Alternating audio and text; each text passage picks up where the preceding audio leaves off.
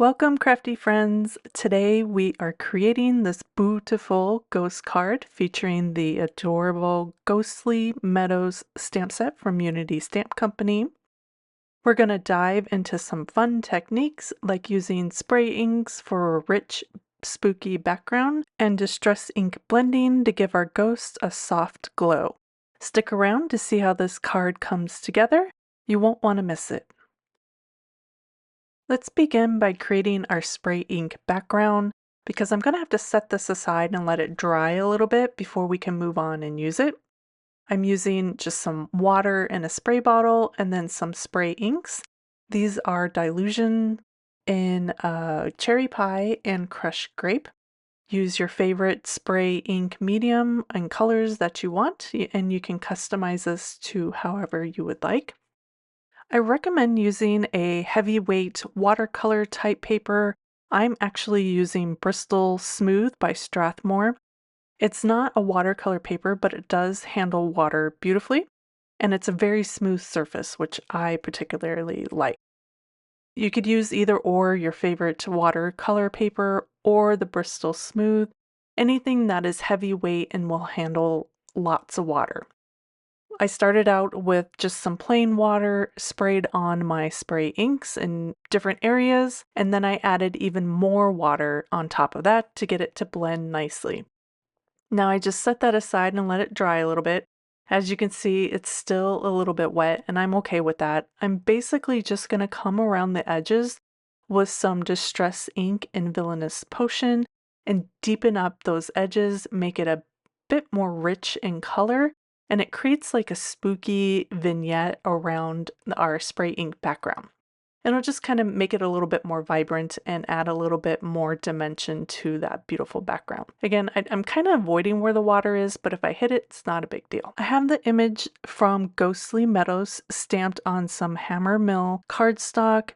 This is 80 pound and it's super smooth. It makes ink blending gorgeous. It just really kind of has a very smooth surface, so your ink will spread out and absorb nice and smoothly.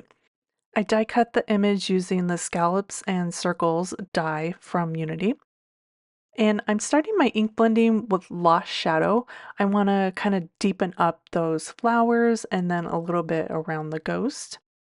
Next, I have picked Raspberry, and I'm creating a circle of that vibrant pink all the way around the circle. I'm really focusing more along the top of the circle and avoiding that ghost. I took a risk and decided not to mask off my ghost, but if you're feeling nervous about that, just cut out a quick mask and then you won't have to worry about getting your colors inside your ghost. Next, we're going to deepen up that background with some Villainous Potion. And I'm doing one layer. I'm starting out letting that ink kind of build up and soak into the paper. And then once I've done one layer, I'm going to come back in and make it super vibrant by doing another ink blend on top. That's going to really deepen up our colors, make them just gorgeous. And then it also kind of soaks in and helps blend out and make it super smooth as well. So I've done one more layer of that picked raspberry and then coming in and doing another layer of that Villainous Potion. You'll notice that I do like to start my ink off the page and then slowly move it into my image. That way I don't get big, splotchy, dark areas on the edge of that die cut. And I just love how it creates this beautiful glow. Next, I'm going to kind of add some definition to the ghost. I grabbed a C2 Copic marker.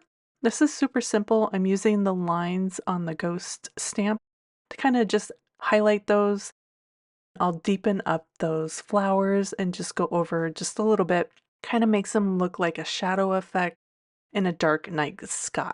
Super easy to do. It's not necessary, but just one more step if you want to add a little bit more dimension.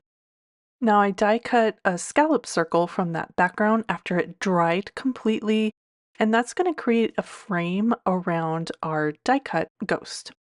Now save that circle because you could use it for another card or a tag. It's really pretty. You don't want to throw that away. I'm just going to glue down our background right on front of my card base here. I'm using a glue stick, but you could use liquid glue, glue tape, whatever you want. And then I'm going to pop up my circle right in the center. And this is going to create a white frame around our central image. It really creates a lot of contrast between that busy, spooky background and then our ink blended image. Next, I die cut one of the sentiments from the stamp set and pop that up with foam tape. Then to finish everything off, I added a few gold sequins, which kind of adds to that nighttime sky feel. Here's a final look at this beautiful ghost card. I just love how the spray ink background adds a rich, moody effect, and the distress ink blending gives our ghosts a glowing aura. The fun sentiment really ties it all together for a playful, non-traditional Halloween vibe. If you're looking for more details on the supplies and techniques, head over to my blog, Dahlhouse Designs, for a full list. And don't forget, if you enjoyed this video, give it a thumbs up, leave a comment if you learned something new, and subscribe for more crafty inspiration. I'll see you again soon.